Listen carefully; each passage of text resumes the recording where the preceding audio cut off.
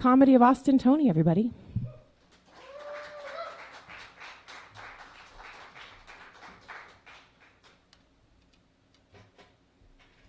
What's up? What's going on? Yeah, I'm Austin. I'm going to do some comedy for y'all tonight. This is actually my first time doing something like this. I've always considered myself a funny person, but this is my first time going on stage and doing it like this. So yeah, I could say I'm nervous, but I'd also like to say I'm confident. I'm trying to carry this confidence of this guy that I knew when I was in 8th grade who was just, after a class, was talking to my teacher and I and one of my friends, and I'm gonna be real with y'all, he had just a raging boner the whole time, and he was just like talking his way through the whole thing, didn't even really flinch. He could have walked away, said I gotta go to the bathroom, didn't say nothing, just stood there the whole time just with this boner, and we all saw it. He knew we all saw it, but didn't do anything about it. And to be real with you, that's the moment I knew, if he can stand there with that raging boner, I can do comedy. So that's why I'm here tonight, because of an 8th grader with a boner. So, but anyways, no, yeah, I'm not sure if you guys are aware, but I should make you aware. You are not seeing an African American, a black comedian tonight. You are seeing a white comedian. I don't know if you guys know this, but Joey Biden, Joseph, said in an interview one time, he said, if you don't vote for me, you're not black. And I got to make you guys more aware, but there was a form, actually, after he was sworn in, that anybody who didn't vote for him had to fill out to choose a new race. And, of course, I chose white, because why wouldn't I choose that, right? To many's dismay, but to my comfort. So I'm here. You're seeing a white comedian. Half of the work was already done for me. My name is Austin, so, I mean, what are you going to do, right? But no, yeah, I'm here to just, make y'all laugh, to talk about some things that just that just bother me, you know what I mean? So, and I was thinking, how would a white man, a white comedian start this off, you know? How would they? So, thinking, I'm like, let me say this. I burned down a car the other day. Nobody was inside. Don't worry, I'm not that white. But I burned down a car the other day because they parked right next to me when there was all these other parking spots around and available. But they chose to park next to me. I think it should be like a rule. You can't get that close to me unless you know me. Like, if I'm at the gym or I'm in Walmart or whatever, right, and you want to park right next to me, you got to run in and find me. You got to yell, who's got the 2016 Honda Civic? Who's got the 2016 Honda Civic? Find me, come over to me, tell me a little bit about yourself. Hey, listen, Austin, I just want to let you know, I'm divorced, you know what I'm saying? I just lost my job. I got 3 kids. You know what I'm saying? I'm trying to get back in their lives. I'm trying to do this thing, you know what I mean? I'm just having a hard time right now, you know what I'm saying? I'm in this Walmart. I'm trying to buy some diapers and things. You know what I'm saying? I'm trying to get back in the groove of things. Is it okay if I park right next to you? And I'll look at Thomas and I'll say, Thomas, I get it. I understand you're going through something. So you know what? Yeah, go ahead. Park right next to me. You're going through a divorce, you know what I'm saying? You got 3 kids. I'll grant you that offer, but no, don't just do it. We got to get close. I got to know you. And now that I knew Thomas, I'm gonna let him park right next to me, because that just bothers me. You know what I'm saying? We got to be close before you get that close to me. That's a particular type of close. You know what I'm saying? Like kind of like how I felt like I was close with my doctor. You know, I got kind of confused at one point. Thought he might have been like a dad to me or some point, because he was I had an appointment with him recently, and he was talking to me, and he was like, so I just want to let you know, I know you got a move coming lately, and you're about to make some changes in your life. When you move down to where you're going and you're trying to start your new career, you got to hustle. You got to get in the groove. You got to work hard, you know what I'm saying? You got to make plans. You got to do these things. And I'm like, man, you're like really inspiring me. He was like, I almost cried up, and he just gave me some shots, and I was almost tearing up right there. And so I go in to tell him, like, this might be the last time we see each other because I'm moving. And this man just moves on to his next appointment. I'm like, are you my dad or are you my doctor? Man. Yeah. I didn't have my dad around growing up. Maybe that's why I'm so good at killing flies, because I was inside all day instead of playing catch with my dad. Yeah. But yeah, I'm here to talk about some things that bother me. You know what I mean? something, just kind of pet peeve things, some pet peeves that I have. A pet peeve that I have, a big one is people that always say they're doing well. People, you ask them how they're doing and they always say, I'm doing well. They're never doing well. If they always say they're doing well, they're never doing well. They say things like, I'm doing well, I'm doing fine, I'm doing dandy, I'm doing hunky-dory. When's the last time any of you in your life described something as hunky or dory? You haven't. You don't do that. That doesn't happen. I'm not convinced that they're not. I'm convinced that they're never doing well. And maybe it's come from a place of jealousy, like I want them to suffer with me or something because maybe I'm not doing well. But it can't be that. I just want them to be honest with me. Just be honest with me. I have a friend that does it to me all the time. Every time it's like, I'm like, how are you doing? He's like, I'm doing well. And I'm like, you sure you're not like depressed or like struggling with something that you want to tell me or whatever like that? And maybe you lost your job too or something. No, none of that. No, I'm just doing well, man. All right, fine and dandy. That's cool. That's cool. He also does this thing where he uses the word nope. And I don't know if you noticed this, but there's a difference between the word no, nope, and nah. Okay? Every time I ask this man something, he goes, nope. If I ask him a yes or no question, it's nope. And you cannot say nope without it sounding negative. If I ask him, hey, is this over here? He goes, no. I could ask him a question where it's supposed to be a positive response back with no, and he'll still say no. But I could say, so did the test come back positive? Like, do you have cancer? And he's like, nope. You can't spin that any other way. But you can say no different. No. All different personalities are in there. All different inflections are in there. And even like nah is just so relaxing. Like nah. You could ask somebody like, do you love me? And they'd be like, nah. And you'd be like, I'm hurt. But surprisingly, I feel kind of relaxed inside about that. Because there's just like a relaxation. Nah. You know what I mean? Yeah. Also, I was having a hard time. You heard about this teacher that got shot by her student, a first grader, Abigail Zwerner. Yeah, I was watching her interview on NBC or something, and they asked her this question, the question that everybody's thinking, which was, how do you feel about this child? How do you feel about this kid? And oh my gosh, I was staring at this interview. I was saying, please just say you hate this kid. Please just say you hate this kid. There's just one opportunity. No one wants to talk about. Everybody wants to say like they hate kids, and people want to look at people weird for saying they hate kids. But this is her one opportunity to actually relate and bring those group of people in so they become more popular. Just say you don't like this kid. Say you got beef with him. I really wanted her to say I've been in the studio lately and trying to make a diss track against this kid. I really wanted her to say that, but she did not. She stared at that camera and said, I'll never forget that face that he had before he shot me. And it was like, okay, but that's obvious. Like even deer remember where they got shot, and they don't go back there. So we understand you're not going to go back to work, but tell us how you really feel.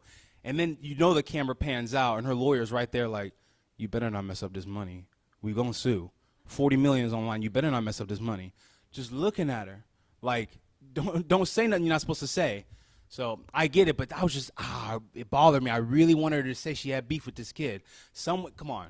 We all at one point and one time could think we would wish to have beef with a 6-year-old. You know what I'm saying? Especially if they shot you.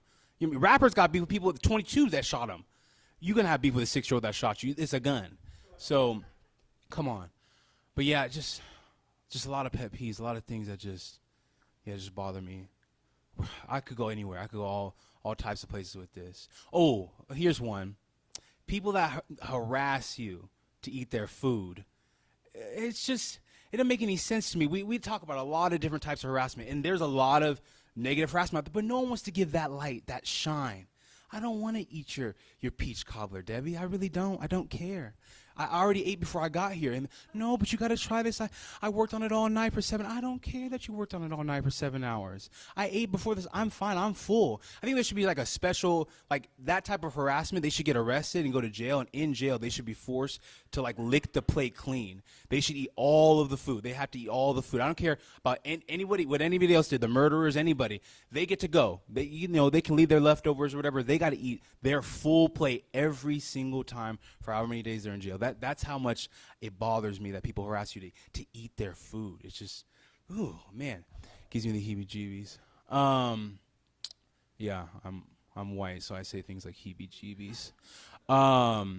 So, where else? Well, I could keep going. I had this coworker that would, you'd think after being with your coworkers for a while, you know what I'm saying, at certain places, you'd eventually become family, you know what I mean? But sometimes those lines are still there, and you can't cross them. And I have this coworker, there's certain things that will bother you. You feel like you could talk to them about it, but you really can't. You know what I'm saying? I have this coworker that every single time I'm trying to show them something or do something, they want to come over my shoulder and they have like indigestion or they got the hiccups and they want to burp. But there's never any excuse me. There's never like excuse me. No, it's just straight up in my face. I feel like I'm working with Shrek or something. Like, and I can't turn around and be like, you're disgusting. You disgust me, because then I'm the problem. I'm the enemy at that point, right? There's an issue now. Now we got beef. No beef with a 6-year-old who shot you, but now we got beef. If I say you're disgusting for burping right behind me, and this happens consistently, it's just troublesome. It's troublesome. But yeah, those type of things, they get me, But I guess I can't sit here and just continue to just complain and throw out pet peeves of mine. I should probably just talk about some other things. Let me think. We could talk about sex scenes in movies and shows and such. To be honest with you, I really don't need to see 2 minutes of y'all just going at it and having sex. It's to me, it's really unnecessary unless it's pushing the plot forward. Like someone in the show gets an STD or pregnant. I don't really need to know. You know what I mean? Like if somebody later on in the show is like, I have gonorrhea. It's like, wait, hold up. How did you get gonorrhea? How did that happen? I need to see that play out. You know what I'm saying? But other than that, I don't need to see you guys have sex for so many minutes and then just end up in the kitchen like nothing happened. You know what I mean? Why am I watching this? You know what I'm saying? Like, what's going on? Is the show telling me there's a masturbation break or something like that? Like, I don't need to see any of this.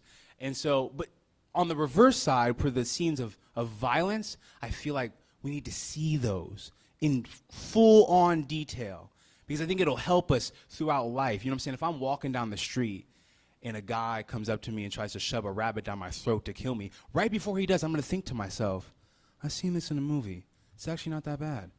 And I'm going to let it happen. You know what I'm saying? I've seen all the Saw movies. And walking through like a floor of nails, it didn't look that bad. It actually didn't. It's fine. You know what I'm saying? But I wouldn't know that unless I saw the whole scene played out. You know what I mean? But yeah, if somebody gets pregnant in the show, like I got to see that played out too. But unless you got pregnant or something happened to you, die with your body, we don't need to see it. We don't need to see all that the love making and such. But yeah, those things. But sex has always kind of been like a taboo thing for me to talk about. I went to a Christian school, so growing up, and sex was just like basically just didn't exist, at the school. They didn't really talk about it. It didn't really exist. But when they did, it was definitely awkward. It was definitely weird, Had to do these small groups every Wednesday at this Christian school, right? And we had to sit together as young men, 15 to 17, with 2 grown men. And, we would just talk about things and whatever. And one time they had this other grown man come in. And he just sat down, true story, real story, sat down and just said to 15, 17-year-olds, when's the last time you guys masturbated? And it was just silent, just quiet. And then one person spoke up and said, 2 days ago. Just one person. And this is all he did. He went, all right. Just nodded his head. We're all looking around like, okay. And obviously no one else is going to speak up. But just imagine being the leaders of that group to then the next time we meet, these two grown men got to say, so listen, guys, we just want to apologize as two grown men that allowed another grown man to come in there and ask you, young men, when's the last time you guys masturbated? And then he said nothing about it. And then in return, we also said nothing about it in that moment. So we just want to apologize for that. And then as young men having to look back at him like, so we just want to tell you that we forgive you as young men for like allowing that grown man to ask us, when's the last time we masturbated? And then for him to then not respond to it and not say anything. And then for you guys also as grown men to then not say anything at all. We forgive you for that because like we're Christians and that's what we're supposed to do. So it's just, yeah, it's always just been a taboo, like awkward situation, you know. But yeah, that happened. True story, real story. Yeah, I'm sure at this point maybe you're thinking like, I'm a white comedian now. You know what I mean? I filled out the form, so obviously that means I didn't vote for Biden. So you're like, who did you vote for? I voted for Kanye West. Don't worry, I've been to confession. I did my Hail Marys. It's taken care of. So that's behind me now. We've left that behind, but that's the honest truth. But yeah, just some things that just bother me. I'll end with these two things. Something that bothers me is when certain people, you'll tell them things and they'll get very offended by it or sad about it, and they'll repeat it back to you, telling you what you said, but it is nothing like what you just said. So you'll tell them like, listen, I don't really think it was a good idea that you parked over there. That probably wasn't the best situation. And they'll look at you and they'll say, so you're telling me I'm a failure and that my life means nothing and that my character is not like respectful because I didn't park. No, I just said I didn't think you. They just repeat that. They had nothing to do with what you just said. You could tell them like, listen, I don't really think you have a good basis on what you're saying right now because you haven't had like a good group of friends to like challenge you in that space of what you're talking about. And they'll say, so you're just telling me that I have no friends. I don't really appreciate you telling me I have no friends. And no one said that. No one said that at all. Yeah, I get that. I see that a lot with people sometimes, and it kind of like, okay, I don't know how to really approach this because I see you're bothered, but now I'm bothered by what you just said. So how do I figure this? How do we balance this out? But yeah, and then this last thing, I'll say this. It doesn't really bother me, but I find it very funny. I have this grandfather who will, and I hope maybe this will happen to me when I get older, but he just repeats things after he's said them already. And he'll just get like kind of quieter as he says it. I'll be talking to him and I'll say, so I met a girl, and he'll go, oh, okay, you met a girl. Where'd you meet her at? Oh, I met her in town, you know what I'm saying? I just saw her one time at this shop, and I just asked her out. Okay, all right, okay. What's she look like? I'll go, she's white. He'll go, oh, she's white, okay. She's white. All right. She's white.